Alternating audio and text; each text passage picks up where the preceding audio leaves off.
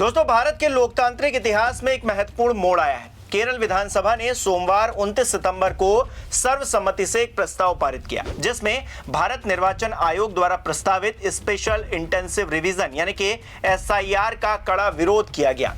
यह प्रस्ताव राज्य के मुख्यमंत्री पिनाराई विजयन ने सदन में पेश किया था और विपक्षी दल यूनाइटेड डेमोक्रेटिक फ्रंट यानी कि यूडीएफ के नेतृत्व वाली कांग्रेस ने भी इसे पूर्ण समर्थन दिया।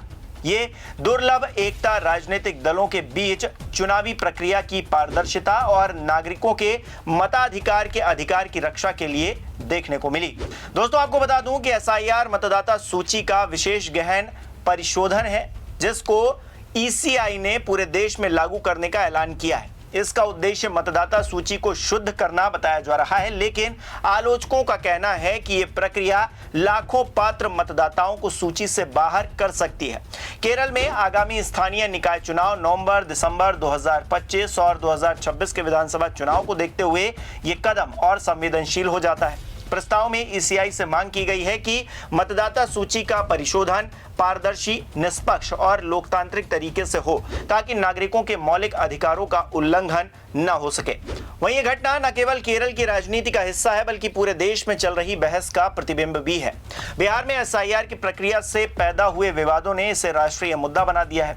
वहीं इस खबर में हम विस्तार से समझेंगे कि एसआईआर आखिरकार है क्या, बिहार में इसका क्या असर पड़ा है, केरल में क्यों विरोध हो रहा है और इसका लोकतंत्र पर क्या प्रभाव पड़ सकता है। स्पेशल इंटेंसिव रिवीजन मतदाता सूची का एक विशेष प्रकार का परिशोधन है, जो ईसीआई द्वारा समय समय पर किया जाता है। सामान्य परिशोधन सालाना होता है, लेकिन एसआईआर अधिक गहन होता है, यानी कि डीपली ऑब्जर्व किया जाता है, जिसमें घर घर जाकर सत्यापन किया जाता है। ईसीआई के अनुसार इसका मुख्य उद्देश्य सूची से मृत, स्थानांतरित या फिर डुप्लीकेट नाम हटाना और नए पात्र मतदाताओं को जोड़ना है। ईसीआई ने 24 जून 2025 को बिहार के लिए एसआईआर की घोषणा की, जो 2003 के बाद पहली बार हो रहा है। इसमें 1 जनवरी 2026 को क्वालिफाइंग डेट रखी गई है। ईसीआई के मुख्य इलेक्शन आयुक्त ज्ञानेश कुमार ने प्रेस कॉन्फ्रेंस में कहा कि यह प्रक्रिया संविधान के अनुच्छेद 326 के तहत है, जो केवल भारतीय नागरिकों को मतदान का अधिकार देता है। ईसीआई का दावा है कि बिहार में 99.8% कवरेज हो चुकी है। 77,895 बूथ लेवल ऑफिसर्स ने घर घर जाकर फॉर्म इकट्ठा किए, लेकिन एसआईआर की शर्तें विवादास्पद हैं। इसमें मतदाताओं को जन्म प्रमाण पत्र, पासपोर्ट या अन्य 11 दस्तावेजों में से एक जमा करना पड़ता है, जिसमें 1 जुलाई 1987 से पहले जन्मे केवल अपना जन्म स्थान और तिथि साबित करें। 1 जुलाई 1987 से 3 दिसंबर 2004 के बीच जन्मे माता पिता का नागरिक प्रमाण पत्र हो। 3 दिसंबर 2004 के बाद जन्मे दोनों माता पिता के नागरिक प्रमाण पत्र की जरूरत होती है। वहीं ये कट ऑफ तिथियां नागरिकता संशोधन अधिनियम 2003 से जुड़ी हुई हैं, जो जन्म से नागरिकता के नियम बदलता है। ईसीआई का कहना है कि आधार कार्ड पहचान प्रमाण के रूप में मान्य है, लेकिन नागरिकता का वो रूप नहीं है, वो नागरिकता साबित नहीं करता है। सुप्रीम कोर्ट ने 2018 में भी कहा था कि आधार पहचान का प्रमाण है, नागरिकता का नहीं। ईसीआई ने स्पष्ट किया कि कोई नाम बिना नोटिस के हटाया नहीं जाएगा। हर नाम को हटाने से पहले सुनवाई और कारण बताना जरूरी है। फिर भी पूर्व मुख्य निर्वाचन आयुक्त ने चेतावनी दी कि नागरिकता साबित करने का बोझ मतदाताओं पर डालना सार्वजनिक विश्वास को कमजोर कर सकता है। ईसीआई के आंकड़ों के मुताबिक बिहार में 7.89 करोड़ मतदाताओं में से 7.24 करोड़ ड्राफ्ट सूची में है। एसआईआर का पायलट प्रोजेक्ट बिहार में चला, जहां विधानसभा चुनाव नवंबर 2025 में होने हैं। 1 अगस्त 2025 को ड्राफ्ट सूची जारी हुई, जिसमें 65 लाख के करीब नाम हटाए गए। ईसीआई के अनुसार कारण थे 22 लाख मृत, 36 लाख स्थानांतरित, शेष डुप्लीकेट या फिर अनुपस्थित। लेकिन विपक्ष ने इसे बहिष्कार की राजनीति बताया। राष्ट्रीय जनता दल के तेजस्वी यादव ने कहा, यह साजिश है, युवाओं को वोट डालने से रोकने की कोशिश की जा रही है।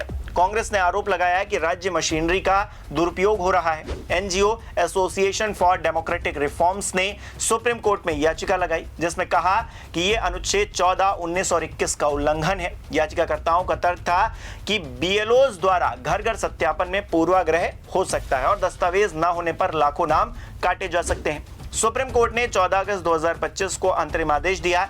ईसीआई को 65 लाख हटाए गए नामों की सूची जिला निर्वाचन अधिकारियों की वेबसाइट पर अपलोड करनी पड़ी, कारणों के साथ बताना पड़ा। कोर्ट ने आधार को भी वैध दस्तावेज माना और व्यापक प्रचार का आदेश दिया। 17 अगस्त को ईसीआई ने सूची अपलोड की, लेकिन दावा किया कि 98.2% मतदाताओं ने दस्तावेज जमा कर दिए, फिर भी चिंताएं बनी रही। एक विश्लेषण से पता चला कि महिलाओं के नाम पुरुषों से ज्यादा काटे गए, मुस्लिम बहुल इलाकों में अधिक कटौती हुई, जो बहिष्कार की राजनीति का संकेत देता है। सुप्रीम कोर्ट ने 22 अगस्त को अगली सुनवाई रखी, जहां पर ईसीआई को अनुपालन रिपोर्ट देनी है। एडीआर के अनुसार बिना दस्तावेज के 2 करोड़ से ज्यादा मतदाता जोखिम में है। बिहार में राजनीतिक दलों ने ईसीआई से स्थगन की मांग की। ईसीआई ने जवाब दिया कि सभी दल पिछले 20 साल से सूची शुद्धिकरण की मांग कर रहे थे, लेकिन फॉर्म भरने के लिए समय कम था और सिर्फ 30 दिन ही मिले। केरल में एसआईआर का ऐलान 12 सितंबर 2025 को हुआ। ईसीआई के मुख्य निर्वाचन अधिकारी रतन यू केलकर ने यह कहा कि 2002 की मतदाता सूची आधार बनेगी। 2002 में 2 करोड़ 24 लाख मतदाता थे, जबकि 2025 में 2 करोड़ 78 लाख मतदाता हैं, यानी कि 53 लाख नाम पहले से बाहर रखे गए। नए मतदाताओं को दस्तावेज जमा करने पड़ेंगे और आधार मान्य होगा, लेकिन राज्य सरकार ने इसे अवैज्ञानिक कहा। 21 सितंबर को केलकर ने ईसीआई को पत्र लिखकर स्थगन की सिफारिश की, क्योंकि स्थानीय चुनाव के लिए बीएलओज व्यस्त हैं। फिर भी ईसीआई ने पैन इंडिया एसआईआर का प्लान बनाया। मुख्यमंत्री पिनाराई विजयन ने सदन में कहा कि एसआईआर जल्दबाजी में लागू करना लोकतंत्र को नुकसान पहुंचाने जैसा है। यह एनआरसी का बैकडोर प्रयास लगता है और उन्होंने बिहार का उदाहरण दिया, जहां अतार्किक कटौती इलीगल डिडक्शन हुआ है। प्रस्ताव में तमिलनाडु और पश्चिम बंगाल में भी एसआईआर पर सवाल उठाए गए, जहां चुनाव नजदीक है। विपक्ष के नेता बीडी सतशन ने कहा है कि यूडीएफ एसआईआर का विरोध करेगा, ये बीजेपी की चाल है।